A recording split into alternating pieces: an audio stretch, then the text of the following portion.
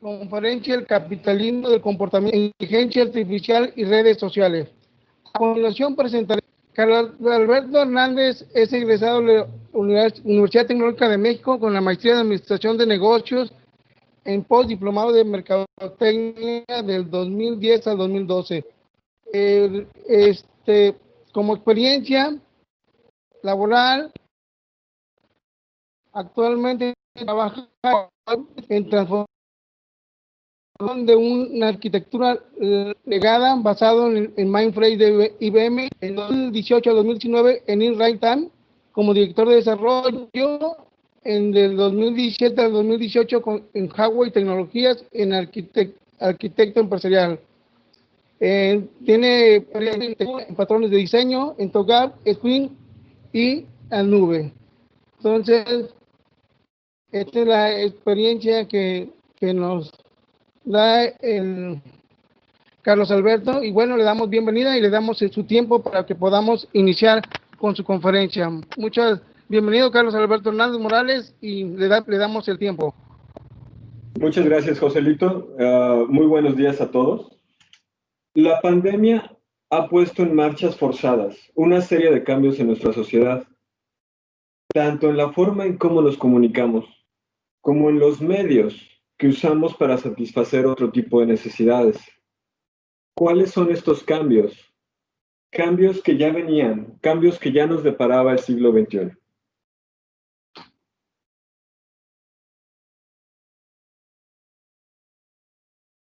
El capitalismo es un tema algo vilipendiado en nuestra época, especialmente con esto de la desigualdad. Y es que, ¿cómo no va a ser así? Si tenemos un hombre que posee una fortuna de $1,000 billones, mientras hay gente que no tiene para comer. Es una situación en la que algunos países avanzan y otros no tanto. Afortunadamente, en nuestro amado país hemos podido avanzar al menos un poco y especialmente en contraste con otros sistemas económicos. Pero vamos a volver a esa frase. ¿Qué tan bueno puede ser que un hombre pueda acumular $1,000 billones mientras hay personas que no tienen para comer?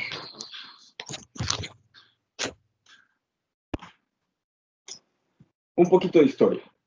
De acuerdo con Anthony Riera Melis, durante el Bajo Medievo, la alimentación de las clases bajas era basada en pan, fruta y algunas setas.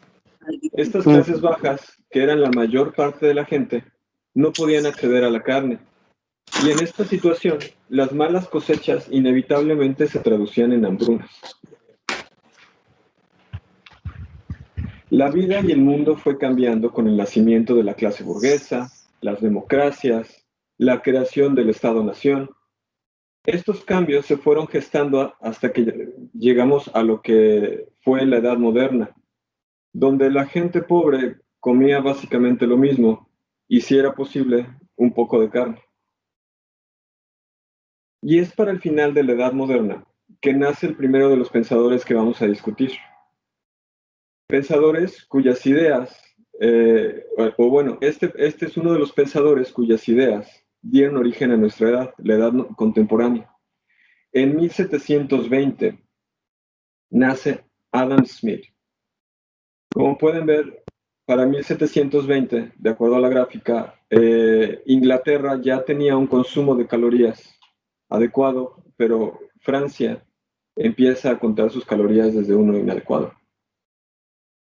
Entonces, en la época de Smith, cuando esta persona nace, el 30% de la población, 3 de cada 10 personas, no podían consumir suficiente alimento para sobrevivir. Tan era así que, de acuerdo con Robert Fogel, el 20% de los individuos más pobres en Francia e Inglaterra eran excluidos de la fuerza laboral, justamente por no tener energía suficiente para realizar trabajo. De manera que un adulto saludable requiere 2,000 calorías para estar bien, y del 30% para abajo no podían consumirlas. Ya cuando vamos más cerca de nuestro tiempo, vemos que tal vez uno de los grandes logros de nuestro sistema de organización es que de ese nivel de hambre del 30% ha caído al 15% para 2010.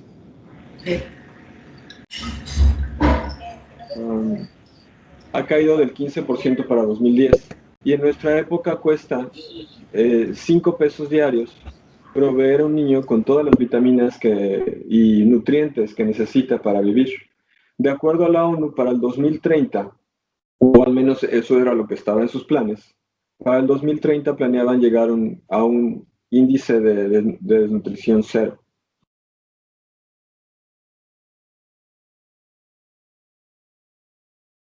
Y aquí hablamos de algo que se llama pobreza absoluta, que podemos ver en la primera gráfica. La pobreza absoluta la medimos de manera que es la riqueza que se necesita para sobrevivir. Y en nuestra segunda gráfica vemos un poquito de las hambrunas que ha padecido el mundo.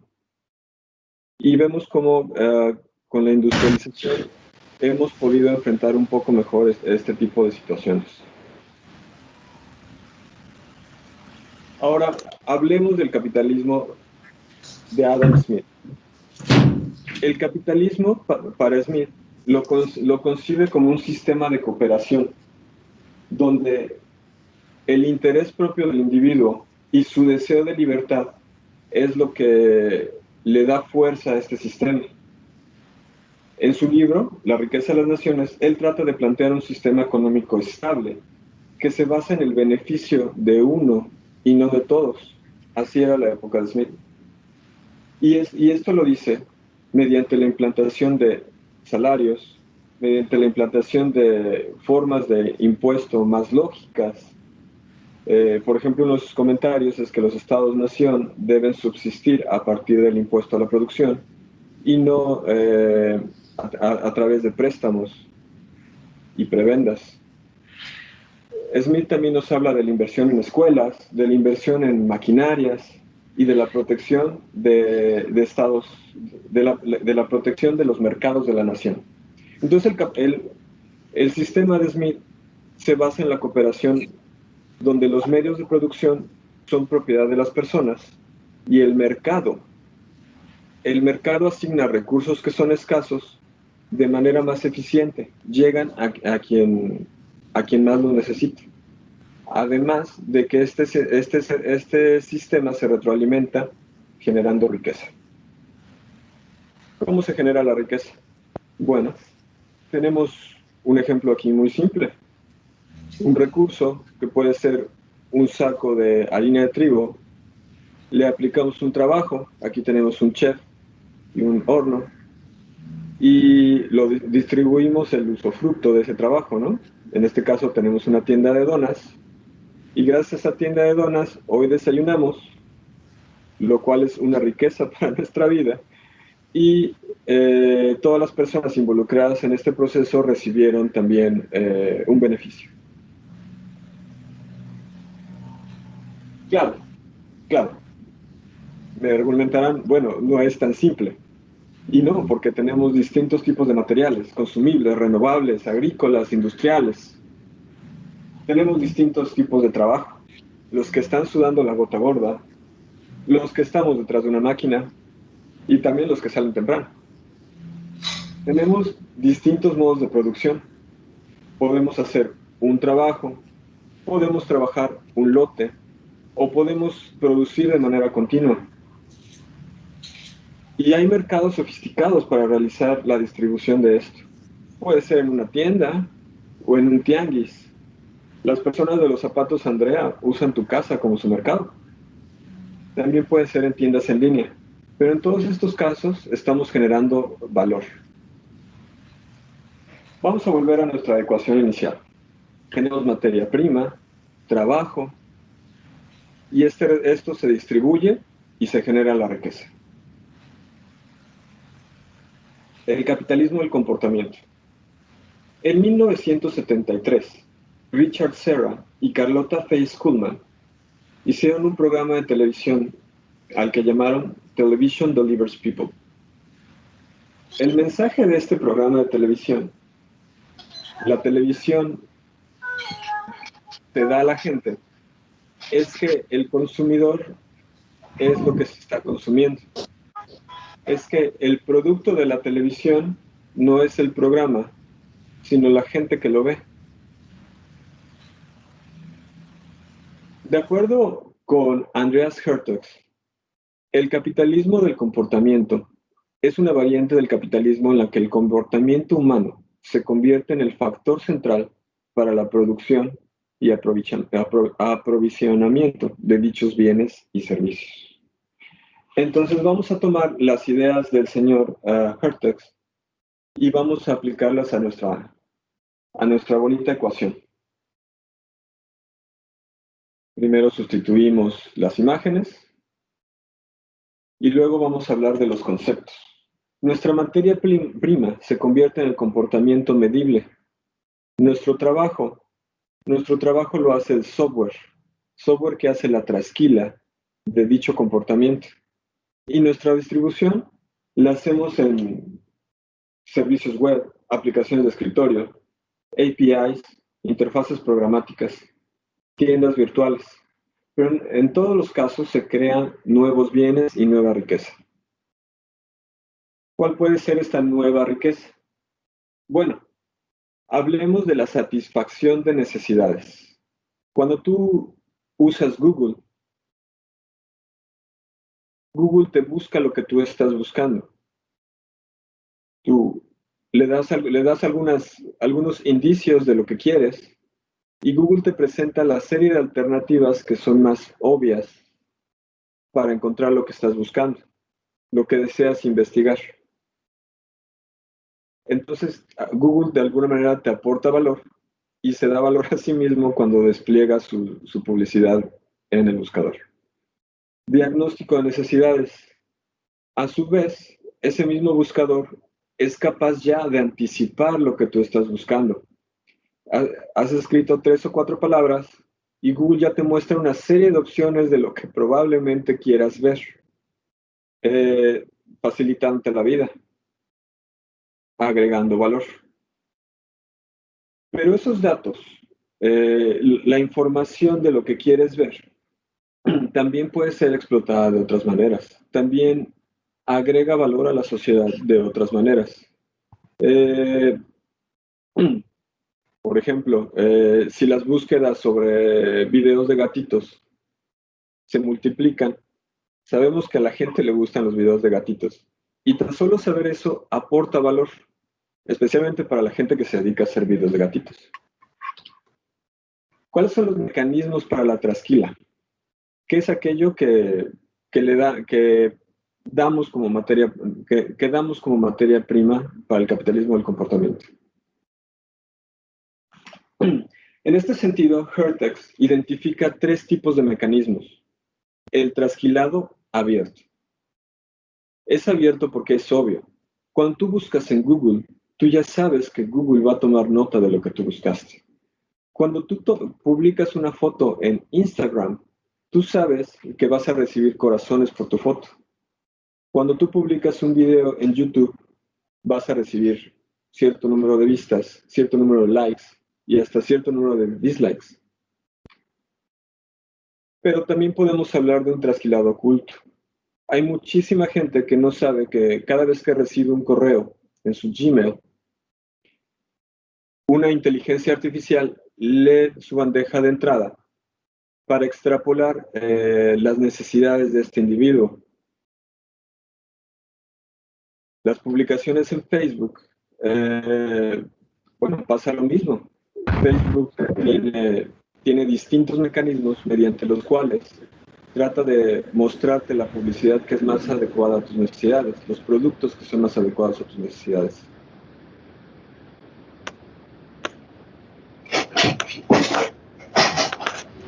Ingeniero, ¿podría bloquear el micrófono que está haciendo ruido, por favor?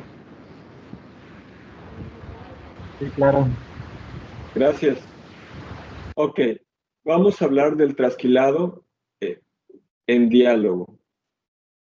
En diálogo podemos hablar de sistemas telefónicos, donde ya muchas empresas tienen una máquina hablando contigo y la máquina toma tus respuestas para tratar de entender las necesidades en las que te puede servir. O los chatbots, que es parte de lo que vamos a tratar hoy. El chatbot intenta entender tu lenguaje natural para buscar entender las necesidades que tienes y servirse de información estratégica también en base a esto. Distopía.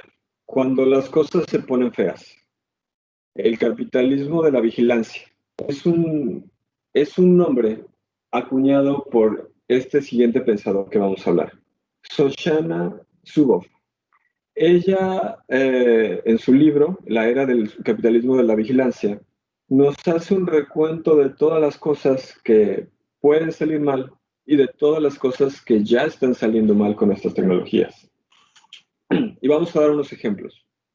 En el Internet de las cosas, a veces cuando tú compras un foco, hay trasquilado oculto porque tú no sabías que tu foco está conectándose con un servidor y está alimentando ese servidor en tus patrones de prender y apagar la luz. Pero esto se puede poner distópico cuando tus objetos personales te traicionan de esta manera. Y la señora Zuboff pone el ejemplo de un respirador para personas con asma. Cuando este respirador sube la información de uso en la nube, sube tus frecuencias de respiración, tus frecuencias cardíacas a la nube, y esta información en la nube que puede ser utilizada por tu aseguradora para subirte las primas de costo, en realidad te está traicionando, está funcionando en contra de ti. Otras situaciones son cuando tu navegador Chrome sube tu historial de navegación, cuando Alexa toma grabaciones de tus conversaciones y estas pueden ser utilizadas en tu contra en un sistema legal. Otro de los temas que menciona Zuboff es sobre las economías de la acción. Cuando eres sutilmente, poco a poquito, empujado a comprar. Aquí pasó algo muy interesante. Facebook hizo este experimento que llamó Contagio, donde 700,000 personas fueron utilizadas para ver si Facebook era capaz de cambiar sus estados de ánimo, filtrando y empujando la información que se podía ver en sus muros. El experimento fue un éxito. Pokémon Go es otro ejemplo. Es gamificación del comportamiento. De acuerdo con la autora, este es un experimento de modificación donde lograron hacer que la gente fuera a donde quisieron que fuera mediante el juego. Y hay cosas más obvias y aún más distópicas, como el gran escándalo de Cambridge Analytica, donde en Estados Unidos 87 millones de usuarios de Facebook fueron analizados en un estudio que al principio parecía inocente. En ese estudio establecieron sus patrones de comportamiento y personalidad y lanzaron publicidad personalizada, publicidad a la medida para esas personas, a fin de ladear sus opiniones políticas hacia un candidato presidencial. Pero vamos a agregar, vamos a hablar de otro pensador más. Giovanni Sartori publica, cuando yo era joven, esta obra que llamó Homo Videns, donde habla de los peligros sobre las sociedades manejadas por la televisión. La opinión teledirigida empobrece la capacidad de entender de las personas. Se pierde el lenguaje, se pierde la forma de expresar las ideas y las personas se guían por las imágenes. Y en esta sociedad donde la televisión tiene tanto poder, ¿Quién no ha escuchado de las casas de noticias mostrándose parciales hacia un lado o al otro de la conversación? De manera que un solo punto de vista no es contrastado, sino que se multiplica mediante la repetición. Y esto es peligroso para las sociedades democráticas, donde el interés de la mayoría es lo que tiene que prevalecer. A su vez, tenemos un mecanismo similar creado durante la pandemia, que son los avisos de noticias falsas. Facebook, YouTube y hasta Google Maps estrenaron este tipo de sistemas a propósito de la pandemia. Muy positivos porque eliminaron mucho de lo falso, pero es posible, tal vez sea posible, que también fuera negativo cuando los órganos colegiados independientes etiquetaron información que no es necesariamente falsa, solamente no es parte del discurso oficial.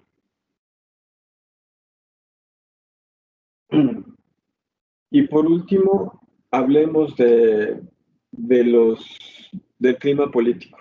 Esto fue un tema muy sonado en México, es un tema que es importante en todo el mundo. Cuando los candidatos políticos usan bots para, para publicitarse, para promover su imagen, para promover sus políticas. ¿Cómo funciona esto? Tenemos una página en Facebook, digamos, o en alguna red social, donde se publican chistes, donde tiene un líder carismático, donde muchos adolescentes entran y son parte del coto, son parte de la convivencia en esta página. De repente es necesario para estas personas ladear la conversación en redes sociales para un lado o para el otro. Entonces tienen aplicaciones bots que empujan esa conversación haciendo publicaciones en masa. Y además y para disfrazarlas, estos líderes carismáticos invitan a los jóvenes a hacer teen swarming, que es básicamente vamos todos a criticar estos porque piensan lo contrario de lo que pensamos nosotros. Y esto disfraza la actividad de los bots. Es más difícil reconocer las máquinas de las personas porque hay entre ellos personas. Y a su vez, y finalmente, incluso llegan a pagar personas que están dedicadas también a publicar.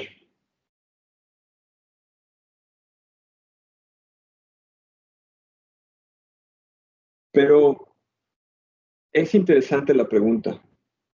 ¿Realmente querríamos revelarnos y eliminar de nuestras vidas todo este tipo de nuevas tecnologías? Yuval Noah Harari nos plantea una pregunta similar en su breve historia del tumor del mañana, donde nos habla de nuestro navegador GPS. El navegador GPS ya es un oráculo. Tú le preguntas y él te responde. Y lo hace bien. Cuando yo era joven y no existían estos aparatos, tú tenías que orillarte con un taxista, bajar el vidrio y preguntarle si sabía dónde estaba la ferretería.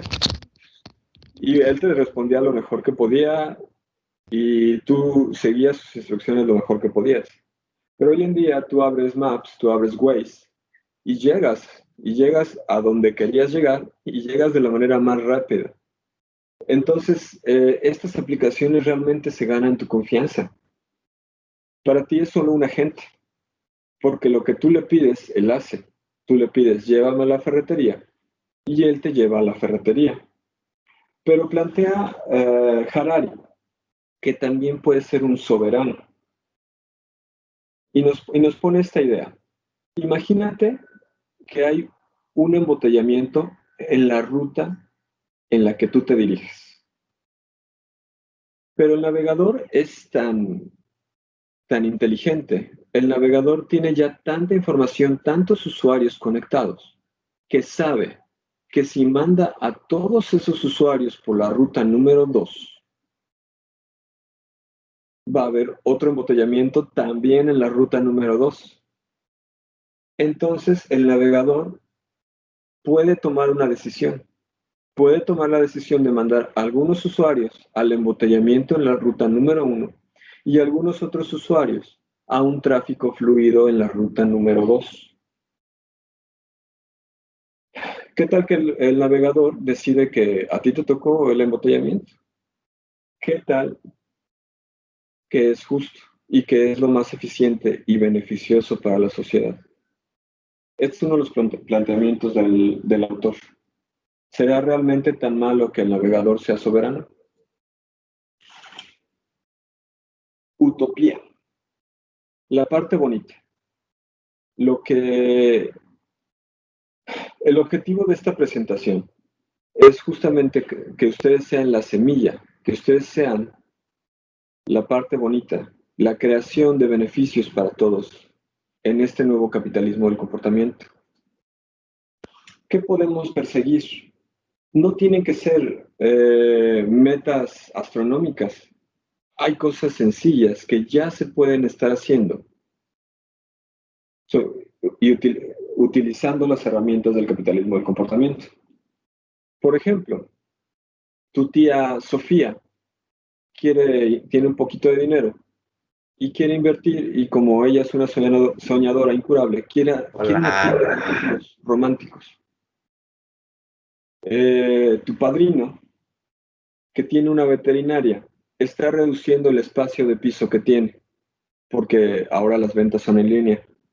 Entonces quiere saber qué mascotas le conviene más mostrar en su espacio de piso.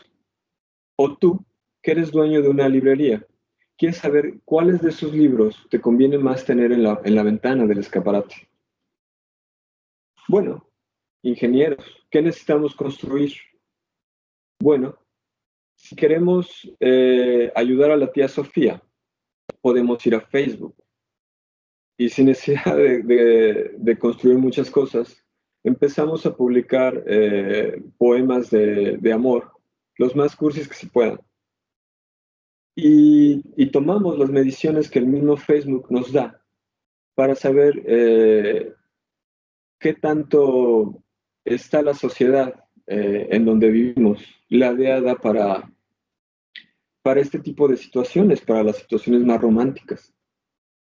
Podemos crear un sitio web donde ponemos fotos de perritos, gatitos, pescaditos, pajaritos y medir la cantidad de veces que esas fotos se ven.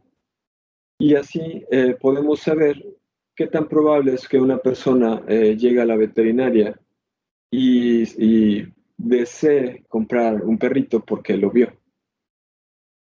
O podemos crear un juego de elige tu propia aventura, donde llevamos al usuario por distintos tipos de narrativas, tal vez un thriller, tal vez una novela romántica, para saber qué es el tipo de historia que el usuario más desea vivir a través de la lectura. Entonces aquí vemos el trasquilado, la recopilación de información.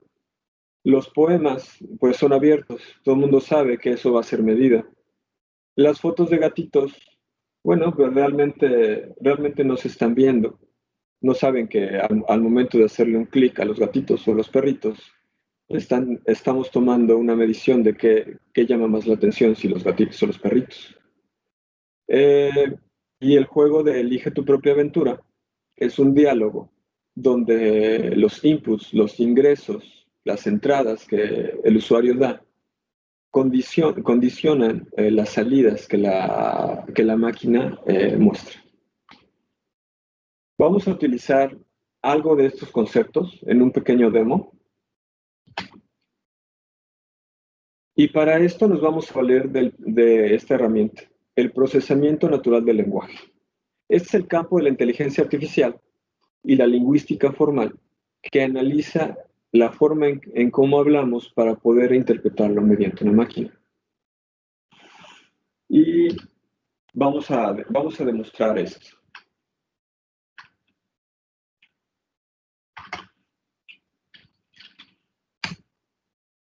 Ok, Lo que tenemos aquí es un pequeño programa, un chatbot, basado en Apache OpenNLP, que nos va a permitir, ayudar a la tía Sofía o al padrino en su veterinaria. Aquí tenemos una serie de categorías y las respuestas que vamos a dar cuando el motor de inteligencia artificial determine que el comentario del usuario corresponde a cada categoría. Vamos a explicar rápidamente lo que sucede. Primero, vamos a entrenar nuestro modelo de categorías, tomando la información que tenemos aquí, donde cada categoría corresponde a una serie de palabras, a una serie de oraciones que el usuario está planteando. Luego, aquí nos valemos de un poquito de astucia, porque no tuve tiempo de entrenar los categorizadores para hablar español. Pero era muchísimo más rápido traducir el español al inglés. Y esto es parte del día a día de un ingeniero, ¿correcto? Buscar mecanismos alternativos para resolver los problemas. Aquí tenemos el ingreso de información del usuario. Traducimos su mensaje y empezamos el proceso de lenguaje natural, separando ese mensaje en oraciones. Cada una de esas oraciones constituye una idea para nosotros y por lo tanto va a constituir una categoría de respuesta. En esa oración la separamos por palabras y de cada una de esas palabras vamos a detectar qué partes del lenguaje son. Una palabra puede ser un sustantivo, puede ser un verbo, puede ser un adjetivo. Y esas palabras las lematizamos, las volvemos lemas, la parte más pequeña de esa palabra. Si nosotros decimos perritos, estamos hablando de un plural, estamos hablando de perros pequeños, pero el lema realmente es perro. La palabra base es perro. Si hablamos de la palabra demostrando, la forma base, la forma en como tú lo verías en un diccionario es demostrar. Luego, a partir de las partes del lenguaje, detectamos las categorías que corresponden justamente a los lemas que se han hablado en la oración. Luego, vamos a medir las respuestas del usuario. Y finalmente, si hemos terminado la conversación, vamos a mostrar las preferencias medidas. Ok, vamos a ejecutar nuestro programa.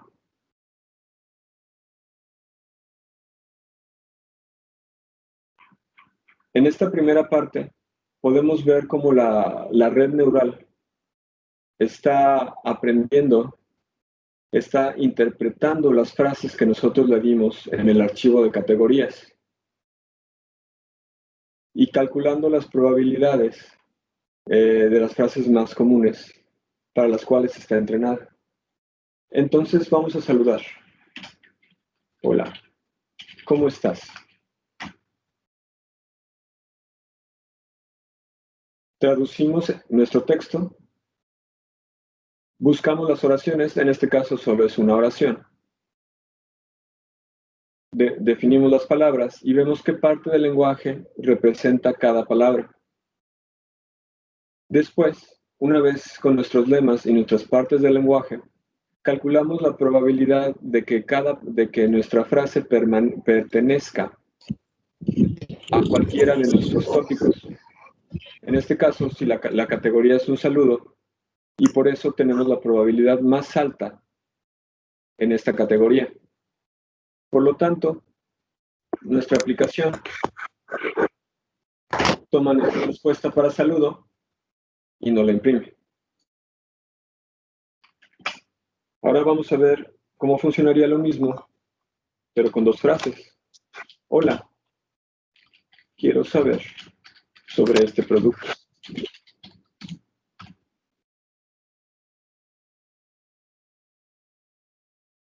Y pasa lo mismo. Tenemos nuestra traducción. Aquí identificamos que son dos oraciones distintas. Y primero vamos a ver, examinamos la primera oración. La identificamos como un saludo. Y nos vamos a la siguiente oración. Quiero saber sobre este producto.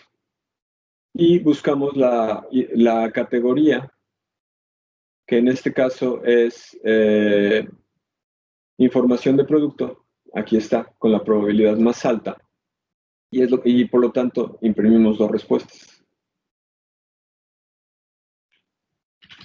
¿Cuánto cuesta?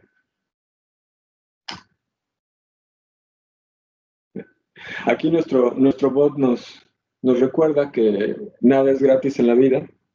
Todo requiere de alguien trabajando, ya sea el programador, ya sea la persona que publica esto, la persona que mantiene el servidor, la electricidad que consume el servidor.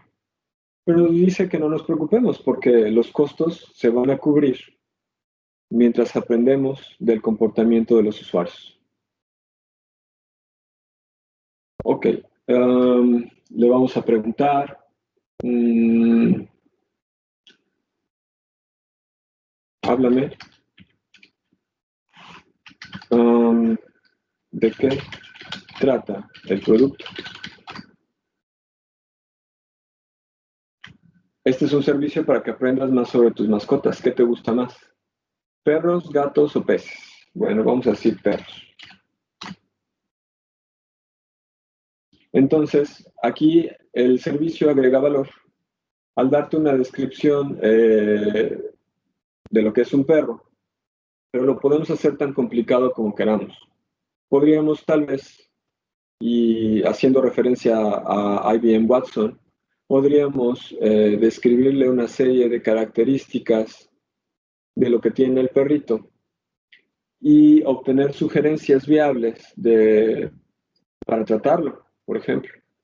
O podríamos ofrecer una serie de características de cómo nos gustan los perritos y responder con la raza que la aplicación piensa que es la que te va a hacer más feliz.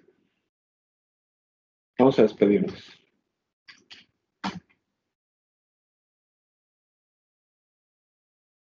Aquí el chatbot me agradece, me agradece que platicáramos juntos y me publica el trasquilado. Aquí en este caso hicimos una sola vez hablamos de los perros, pero ustedes pueden tomar nota de todo lo que deseen tomar nota. Podrían haber tomado nota de más animales, pueden tomar nota de más usuarios y pueden ir realizando su análisis estadístico de lo que puede pasar. Entonces, ustedes pueden agregar lo que necesiten agregar para hacer a esto algo mucho más de un demo. En este caso, lo pueden montar en un sitio web. Pueden, no sé, agregar un componente social humano haciendo un chat. Le agregan más animales, le agregan fotos de animales, le pueden agregar gráficas donde se muestre la información que se está recopilando a fin de que tengan un panorama estratégico de cómo este análisis del comportamiento les puede llevar a tomar decisiones. Incluso pueden ir más allá de Apache y utilizar una aplicación como GPT-3 para hacer una tienda completa. GPT-3 es una maravilla, es un modelo para la producción de texto. GPT-3 ha mejorado tanto que el famoso examen de Turing lo pasa gran cantidad de las veces. Ya es muy difícil distinguir el texto que genera este tipo de máquinas por texto que escribiría una persona. Entonces, tu bot puede ir tomando esas características y puede ir tratando de escribir el texto que más adecue tanto a las opciones como al sentimiento que va mostrando el usuario. Muy bien. ¿Qué temas cubrimos? Bueno, tocamos los antecedentes del capitalismo, su definición, el capitalismo del comportamiento, cómo crea riqueza, cómo se avecina esta creación de riquezas y las potentes tecnologías que nos están permitiendo mejorar la atención a las necesidades y la creación de valor en el día a día. El mercado en el mundo del capitalismo del comportamiento es aún más inteligente, aún es más adecuado para asignar los recursos escasos. La persona que quería un perrito husky de color marrón obtiene exactamente un perrito husky de color marrón y ya lo llevamos por todas las opciones posibles para que su necesidad de tener un perrito que le haga compañía esté lo mejor planteada posible y no tenga que conformarse con un poodle o con un cocker. La producción se vuelve más sofisticada. No producimos perritos, pero sí podemos producir los grandes ramos de flores que la tía Sofía quiere vender en su tienda de artículos del amor. Entonces, con mejor información estratégica, la tía Sofía puede saber qué flores son las que más le gustan a la gente, qué formas de arreglo son las que más le gustan a la gente, e incluso puede llegar a personalizar tanto sus arreglos de flores que sean específicos para una sola persona. Y este es nuestro nuevo mundo, el mundo dominado por la tecnología de la información, la ciencia y la extracción de datos, el mundo del capitalismo del comportamiento.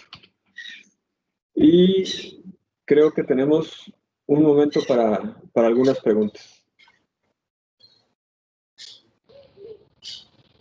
Muchas gracias, Inge, por su conferencia tan interesante. En estos momentos, jóvenes, tenemos la oportunidad de hacer unas preguntas. Si alguien quiera en este momento hacerla, puede realizarla, puede levantar la mano también, o si lo quieren hacer a través del chat. Yo tendría una pregunta, Inge. ¿Cuál sería su recomendación para los alumnos que quieren iniciar en esta rama de la inteligencia artificial? ¿Qué es lo que tendrían que aprender o desarrollar? Mira, mi primera recomendación es que le deben entrar sin miedo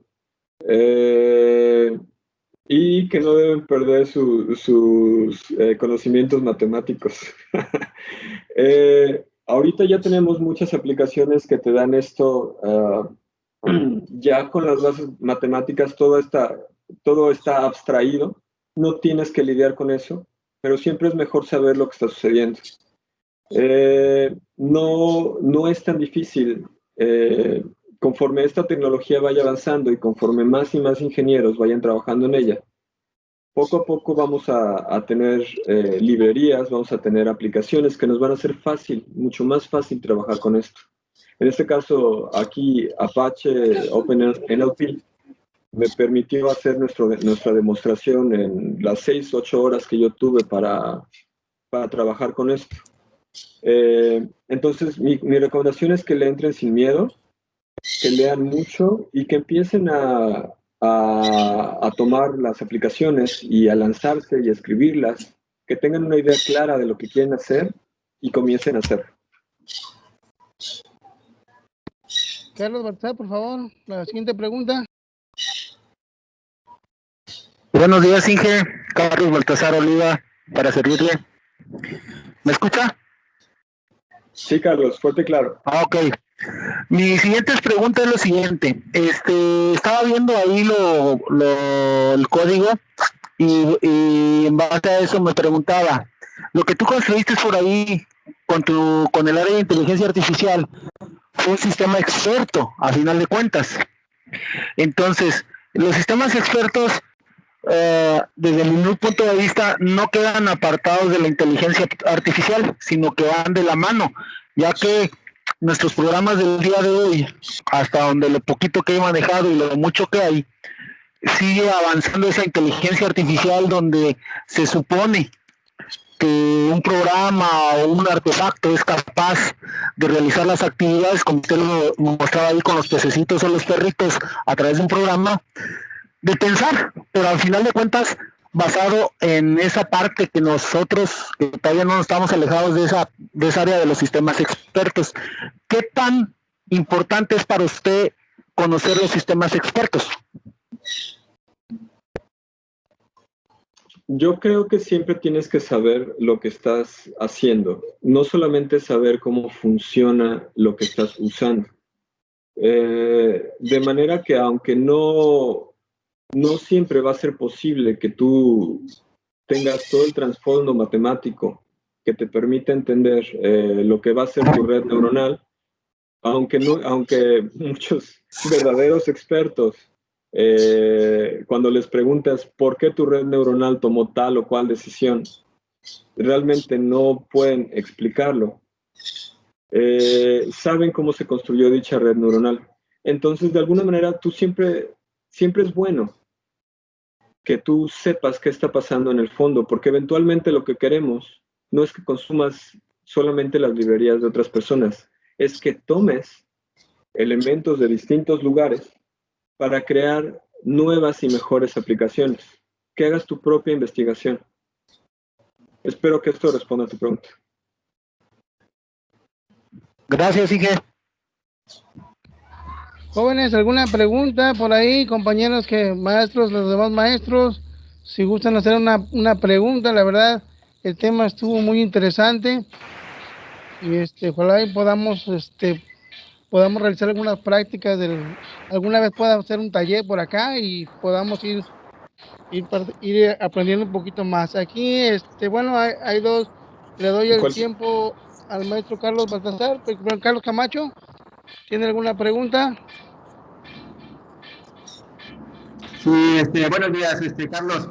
Una pregunta que me llamó la atención aquí en tu software de veterinaria, que lo traduces al lenguaje inglés, ¿verdad? Bueno, me imagino que es la base de datos que estás utilizando es porque está liberada. Yo entiendo por la facilidad del procesamiento del lenguaje natural, ¿verdad? Que nuestro idioma español es muy versátil como para poder ver todas las combinaciones, ¿no? Entonces, pienso que lo traduces al idioma inglés por la facilidad para poder sacar la probabilidad de acuerdo a la categoría que estás utilizando. La verdad, lo traduje al idioma inglés por el tiempo. Desafortunadamente, OpenNLP no tenía las redes neuronales ya entrenadas para el idioma español. Entonces, me iba a tomar mucho tiempo conseguir toda la información y entrenar las redes yo mismo. De manera que era mucho más rápido simplemente traducir la información al inglés y utilizar las redes neuronales que ya están entrenadas en inglés. Pero ustedes, los alumnos, ya teniendo un poco más de tiempo, bien pueden buscar esa información, trasquilarla de algún lado, tal vez, no sé, de Wikipedia, no sé, y generar sus propias redes neuronales para entrenar OpenNLP.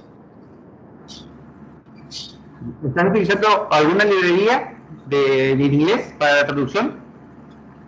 Perdón, te cortaste, tocayo. ¿Me lo repites? ¿Estás utilizando alguna librería para la traducción? Sí, estoy utilizando el servicio de Bing. Okay. Mira, te lo enseño.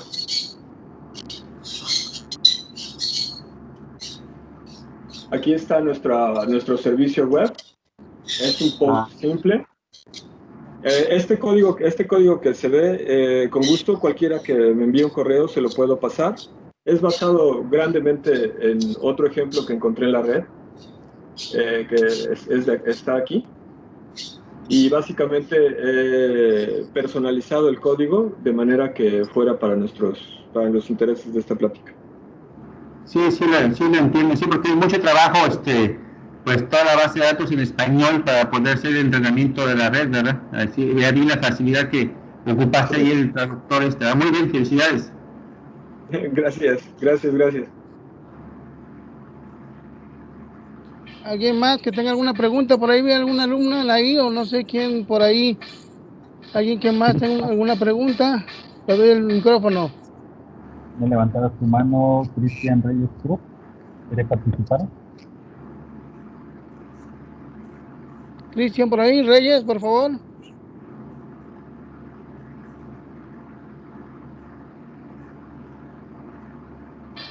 Cristian Reyes, tu pregunta.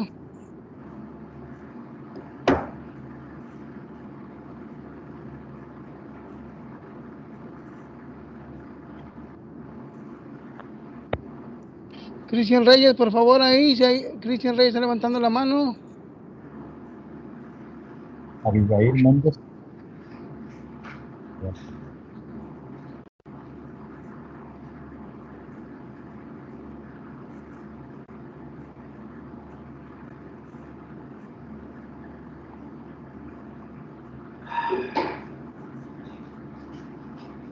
Bueno, cualquiera que tenga una pregunta y no quiera hacerla en este momento o la esté pensando, tiene en pantalla mi correo, pueden enviarme preguntas, pueden enviarme ideas. Quien quiera que le pase los fuentes de la demostración, con todo gusto.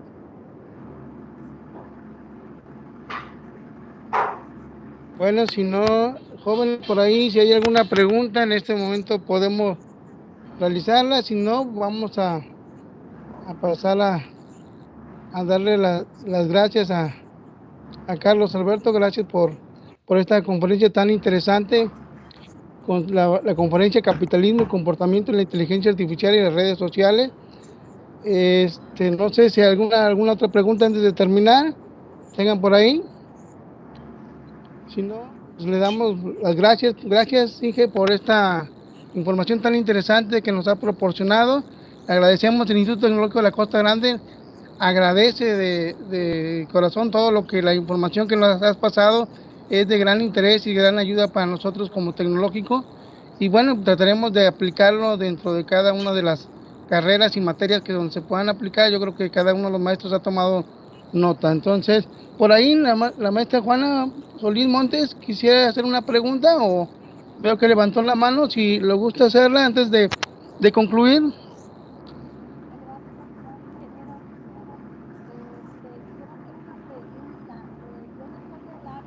Micrófono, maestra, no se escucha su micrófono.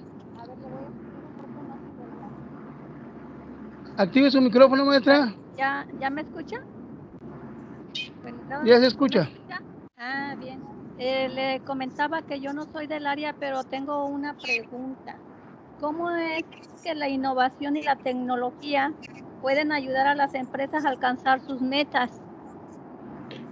Muy bien.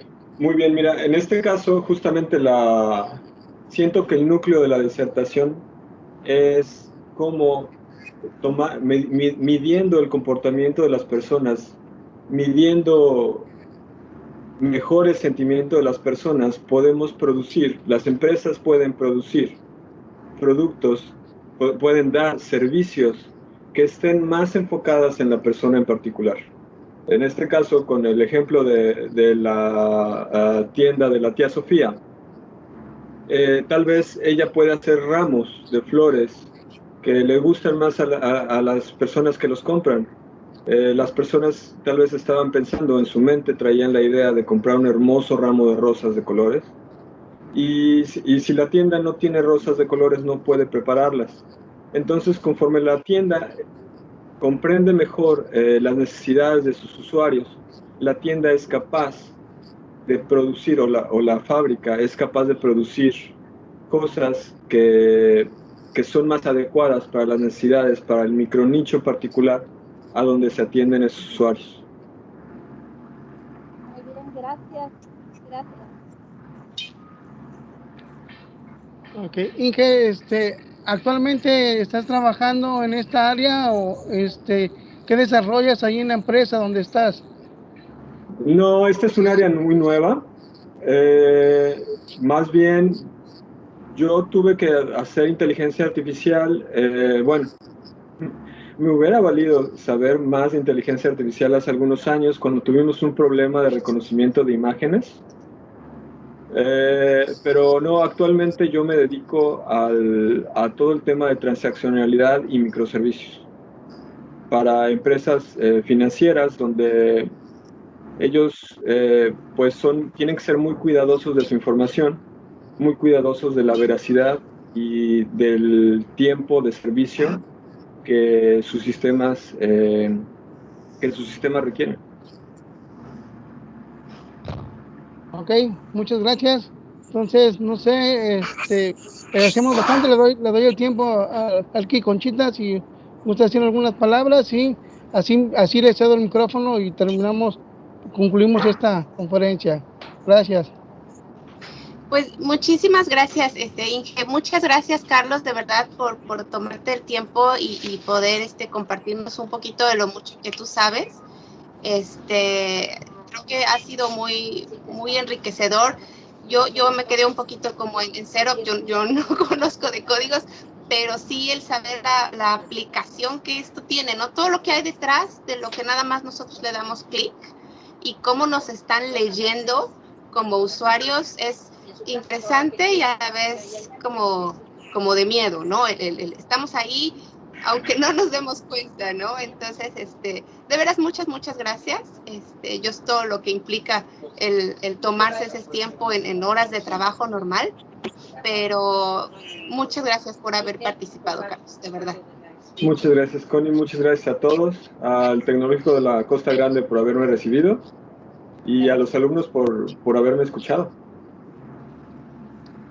Claro que sí. Yo les pido, por favor, si todos pueden abrir su camarita para poder tomar una foto de despedida y dar un aplauso virtual aquí, sin sonido, pero que se vean sus manitas, para poder tener aquí nosotros la evidencia de conferencia. A todos los que tengan cámara, por favor, les pido que la abran para poder tomar la foto.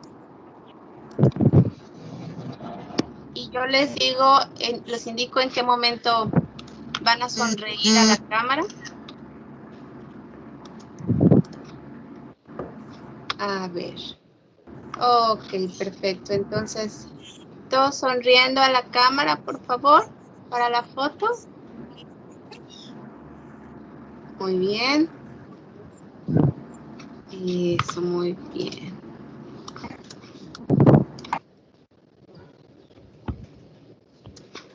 Ya está. Muchísimas gracias. Espero que haya sido de provecho a todos los muchachos. Seguramente que sí, seguramente que se llegan también varias notas que preguntar y yo creo que estarás recibiendo varios correos electrónicos ahí con varias preguntas, seguramente, Carlos. Eso esperamos. Gracias, Inge. Luego. Rosendo, si quiere, para ya que cierre, muchísimas gracias.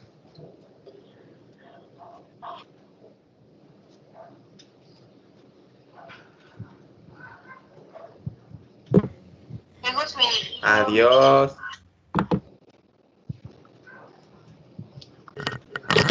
Hasta pronto.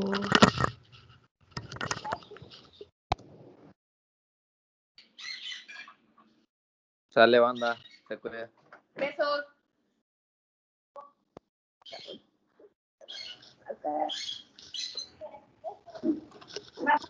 Adiós.